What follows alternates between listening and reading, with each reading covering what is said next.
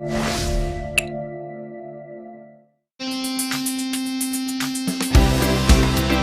all about, it's all about, it's all about MUTV. It's all about passion, it's all about change. It's all inclusive every day of the week.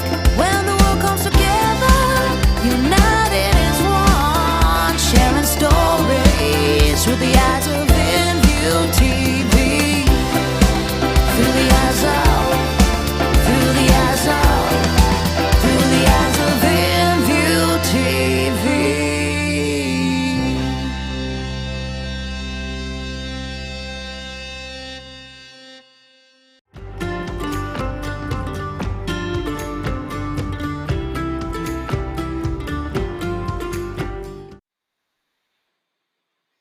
Hi everyone and welcome to the show. This is the Midday Muster with me, Danny Young. I'll be hosting today. Oh, that was a new little intro we had played there, put together by Bruce. That was a surprise to me as well, but nice to see some pictures of last week's episode and some from my Instagram added into that new intro. Well, my name's Danny and I am a country music singer. I write my own songs, I go on tour, I record songs, and most of all, I'm a music lover, so I wanted to spend my lunchtimes sharing all the latest in Australian country music news with you at home. So we'd love to hear from you. What is something you've started doing in isolation to help get through this time? Have you taken up a new hobby? Have you started going for walks? Just finished a jigsaw puzzle? I've been working on one. I'd love you to leave me a comment and I'll check back later to find out what you've been doing at home during this changing time. But first, let's take a look at what's happening in country music as we turn to the roundup.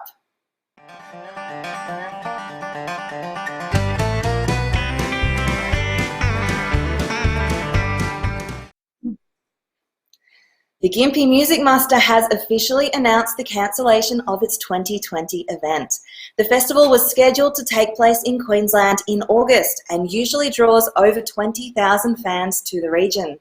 Ticket holders can keep their tickets for next year or apply for a refund. Over 40 artists joined forces on Saturday for a special live stream concert, raising money for Tamworth-based country singer Lizzie Steadman and her son Billy, who lost everything in a house fire this month. The concert, organised by Alison Forbes and Beck Gracie and produced by Michael Hansen, raised over $10,000 to help them get back on their feet. 17-year-old country pop singer Sophia Chesworth has won second place in the teen category of the International Songwriting Competition with her song Crushed. New Zealand singer Kaylee Bell won second place in the country section with her song Keith, while Jetty Road received an honourable mention for Bumps and Bruises. And finally, multiple Golden Guitar winning artist Luke O'Shea has pulled out his surfboard to help cope with the changing times. During Friday night's episode of Celebrity Country Music Whiz, he revealed he was welcoming the change of pace and had been burning the candle at both ends for quite some time. I've turned into a little frother again, a little surfing grommet. I've just been surfing a lot. It's been bizarre because for 25 years I've had 3 jobs. It's teaching, music, and more education in other areas, writing, etc. But 2 of those have completely dried up, and so just the school teaching 2 days a week, and then the rest of the time it's just been labouring around this, finishing off a massive list of renovations. But surfing has become very, very paramount to my mental health, I've got to say. Know it or not, at the time I was in Code Red for a long time, just burning candles at 17 different ends, and I don't know if I can return to the madness that we had before the COVID. I've got to say it's been a nice change in frequency and gears.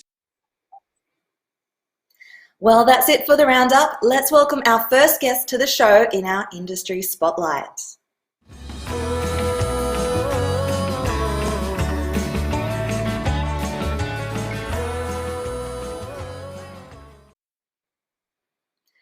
In this segment, we are shining a light on members of the country music industry who often stay out of the limelight.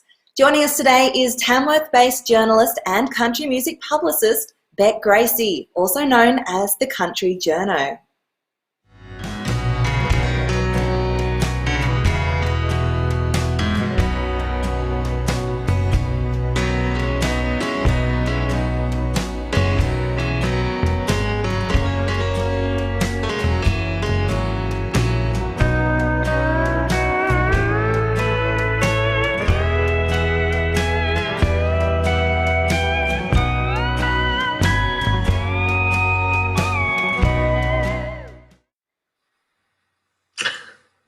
the Midday Muster, Beck. How'd you like the little slideshow we put together for you?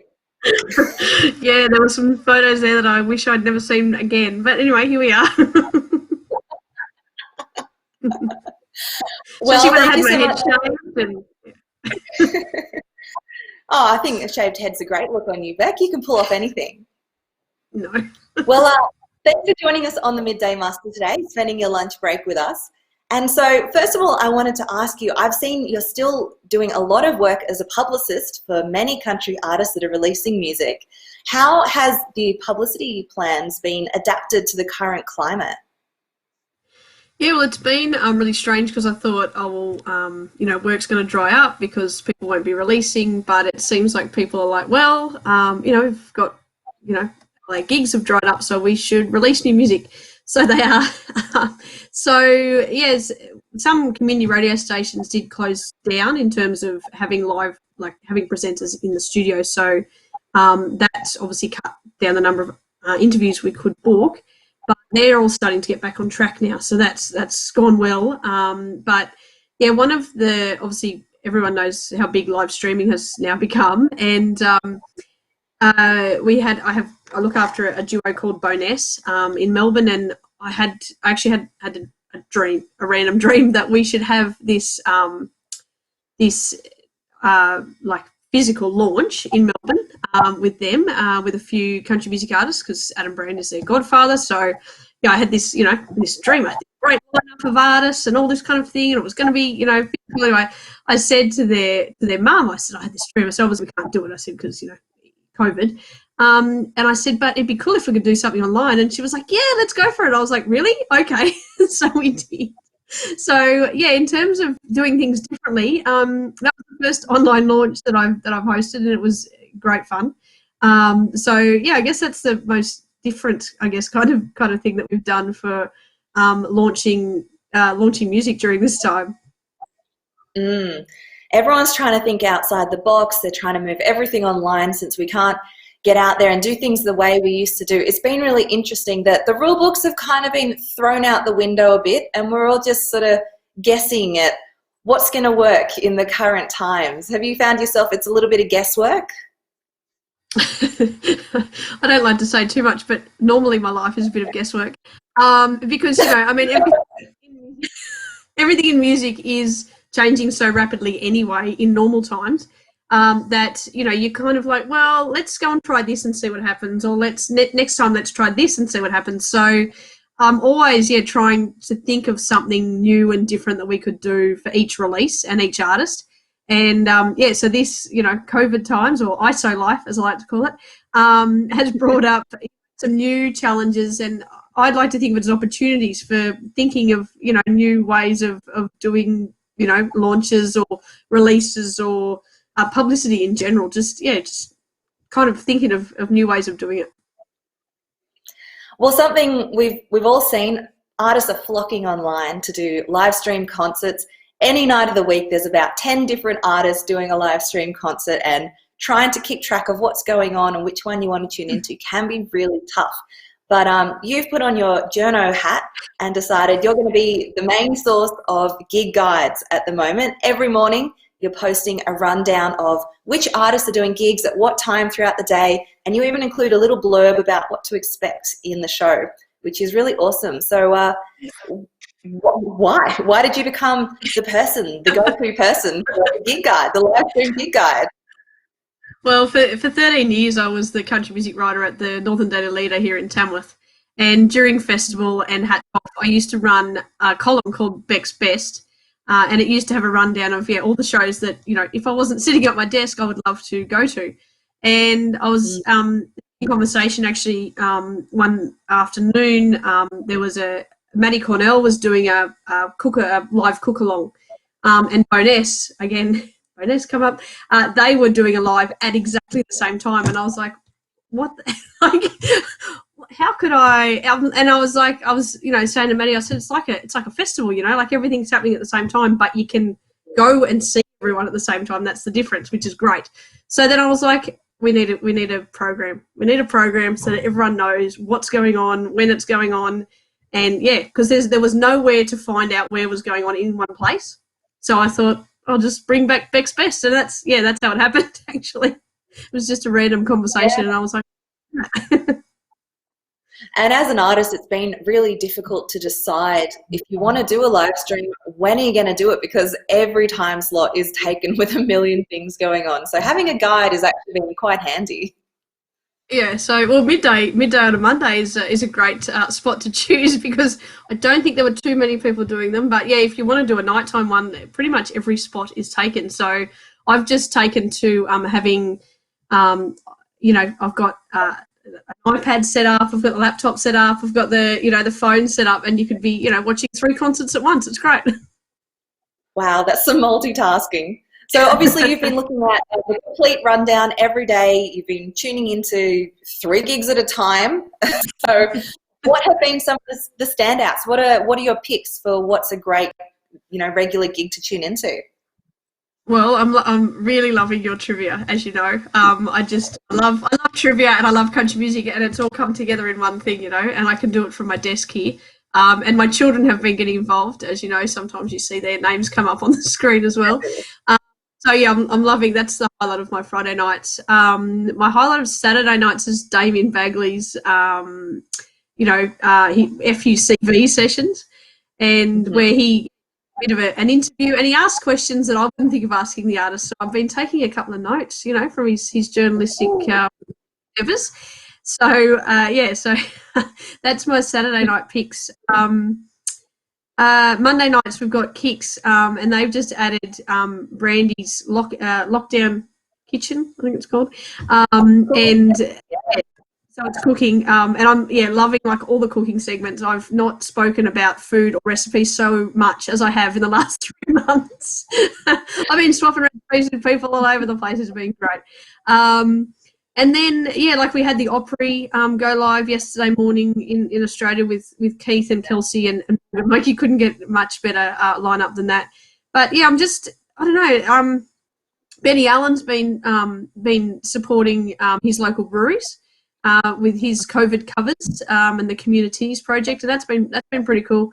Lachlan Bryan's drunk piano bar on Monday nights is pretty cool too. Late, that's a tip tonight. But yeah, there's just such a range, and people are bringing out you find out so much more about these musicians. They're not just they're not just artists. They're not they're not just singer-songwriters or just artists or whatever. They've got this whole other skill sets that they bring to online, which has been really good. And I'm so missing live gigs, and I'm missing lugging gear on a Friday night. Like it's I'm missing dragging amps around and all that kind of stuff as well. But yeah, I think people have been getting to know the artists a bit more too, and a bit more about them as people than just simply knowing them as country music artists or singer-songwriters or musos or whatever. They're kind of branching out and getting to know them more as people as well. But the big question that no one really knows the answer to is, how is the flood of these free live stream gigs going to be affecting the music scene post-COVID? Will people still want to leave their house and pay for a ticket to a gig when they're used to getting it all served up on a platter for free online for them? Well, I think we can. It's like the survey that they do for the Tamworth Country Music Festival every year, where the top thing that people love about the festival is not. Well, there's the music and there's the atmosphere.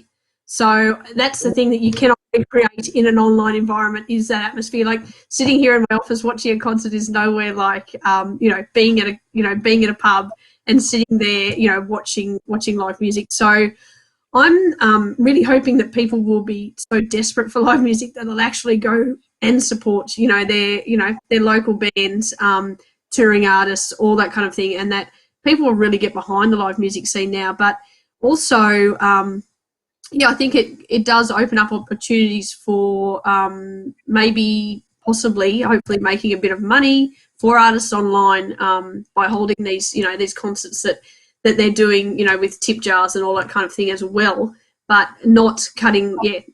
Obviously it's not the same experience. So I'm hoping that people are craving that live music experience rather than just seeing the artists singing their songs.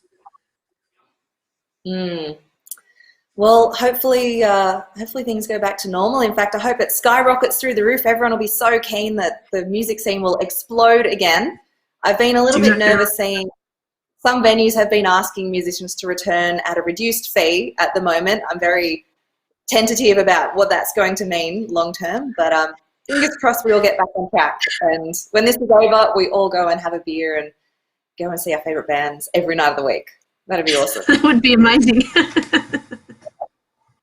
Well, thank you so much for joining me today, Beck. It's been really awesome to hear your insights from the perspective of someone who's a publicist and a journalist on what's going on in the music scene. So thanks for joining me, and we'll talk to you again soon. Thank you so much for having me.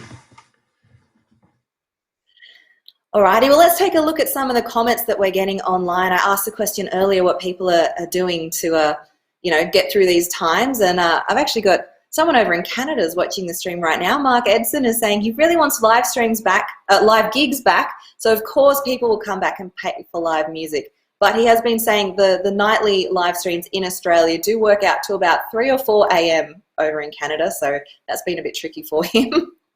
Thanks to everyone else at home that's been tuning in and leaving their big hellos. I really appreciate you joining us here on the Midday Muster. But it's time to move to our next segment where we invite artists to share the story behind their new songs and perform them live. So here we are, straight from the horse's mouth.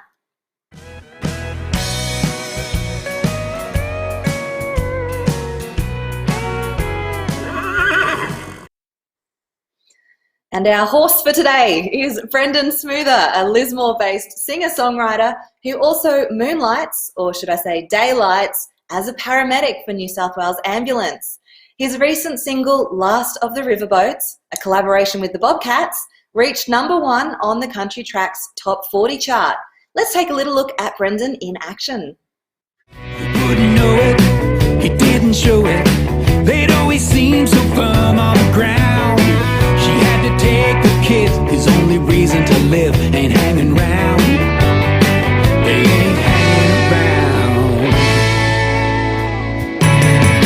Lights and sirens screaming, someone stop the bleeding. It can't be too late to ease a troubled mind. In your darkest hour, never give up. You can break free of your demons deep inside. Lights and sirens screaming, someone stop the bleeding. It can't be too late to ease a troubled mind. In your darkest hour, never give up. You can break free of your demons deep inside. No, no, paramedic suicide.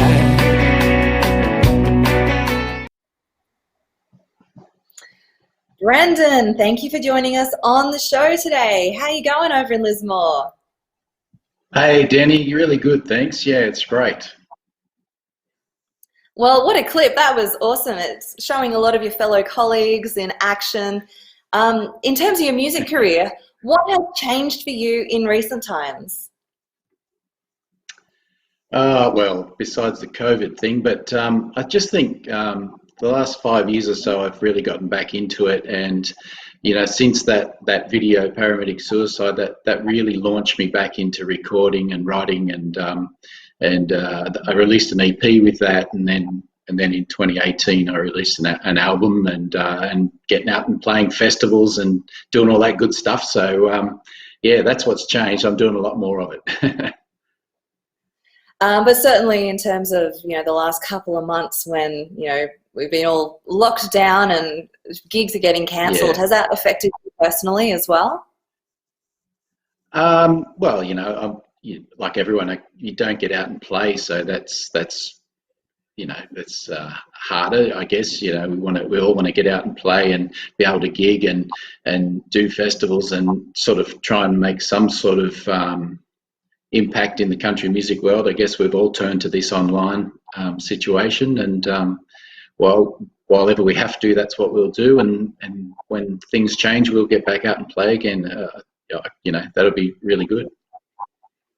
And on top of everything else, like musically and, personally, being affected by everything that's happening, it's a very challenging time. You've also been out on the front lines as a paramedic during this pandemic. What's that been like? Yeah, look, for me, it's been situation fairly normal. I'm on the Northern Rivers up in northern New South Wales. There's been quite a number of cases of COVID-19 up this way, but so far I've been able to avoid any direct contact with it, but certainly have had patients that have shown signs and symptoms and had to do the full, PPE type transport and the big clean down afterwards and all that sort of thing. So it's upped our level of personal protection and protection to the public, and it takes a lot longer to do a job like that because you've got to go through all those steps and processes to transport somebody that's got flu-like symptoms of any kind. So and then we even after the job we have to decontaminate the vehicle and everything. So it just it impacts us that way. I think in New South Wales only one paramedic has been tested COVID-19 positive, and he's made a full recovery, so that's good. That's not a bad stat. Well, it's good to hear that you're taking every precaution that you need to. Your job has really woven its way into your music in a big way. You've got many songs that are inspired by the challenges paramedics face in the line of duty, and your music videos feature your colleagues in them.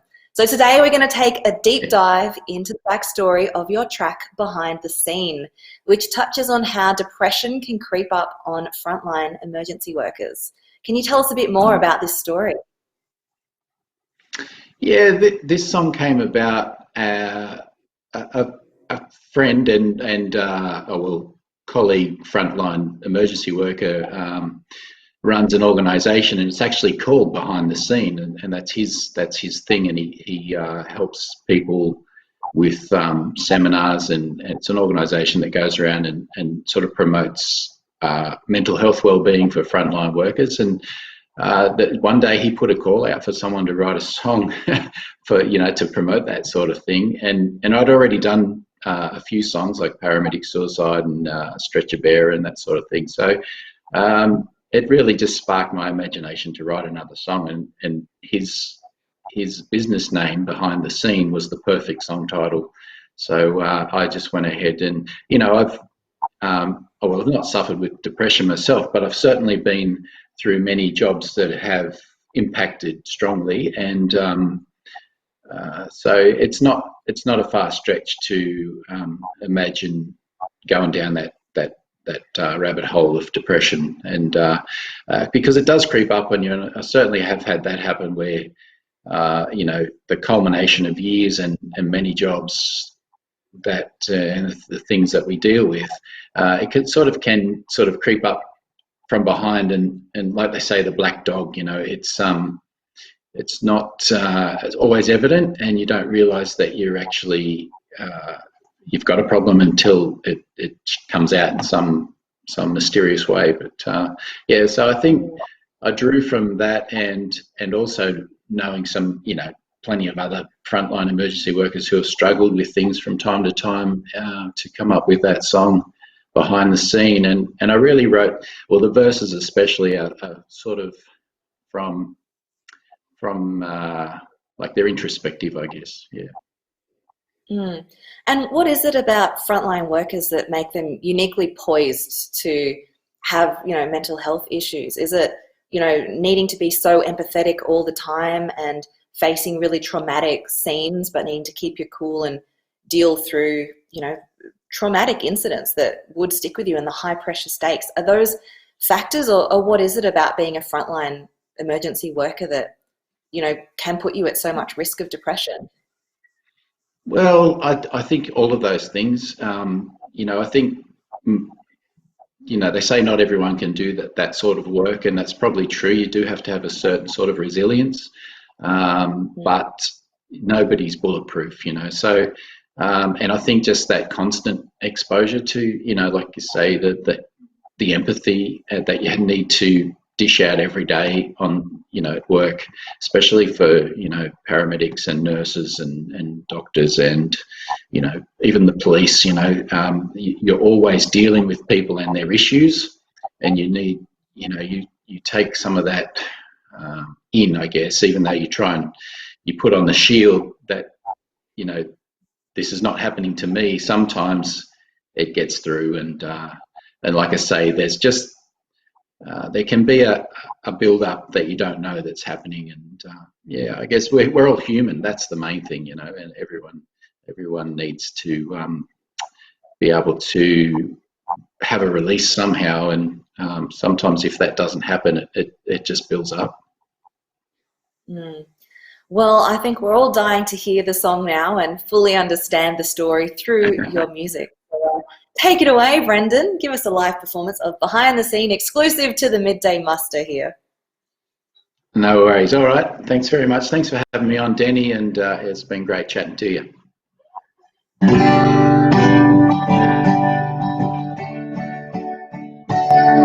Are you okay?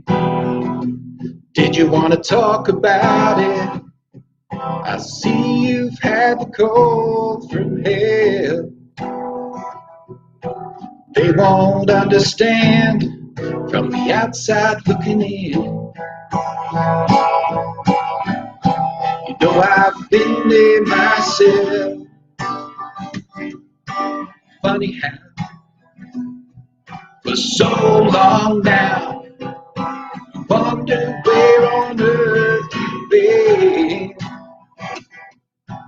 You don't even realize that look upon your face. Wonder now, just where do I fit in? My heart goes out to every living angel. The battle scars that fall on your mind. A black dog in the dark, you could not see the danger. It's some kind of emergency. What goes on behind the scenes? You say you're out, time for moving on. Pack it up, a chapter left behind. I wish you well, but what more could I do? We used to be so intertwined.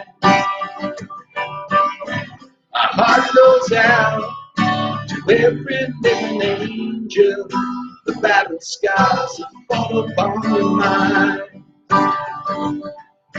Black dog in the dark, you could not see the danger.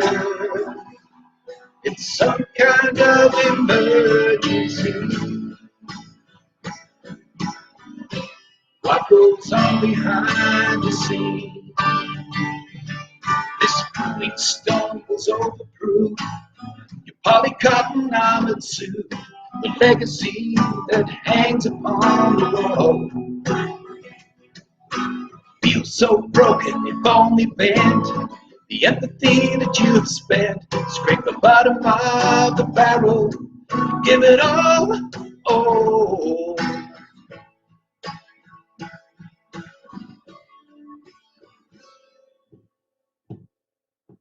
My heart goes out to every living angel.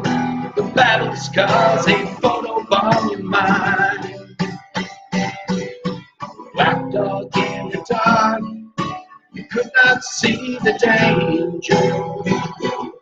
It's some kind of emergency. What goes on behind the scenes? It's some kind of emergency. What goes on behind? Are you okay?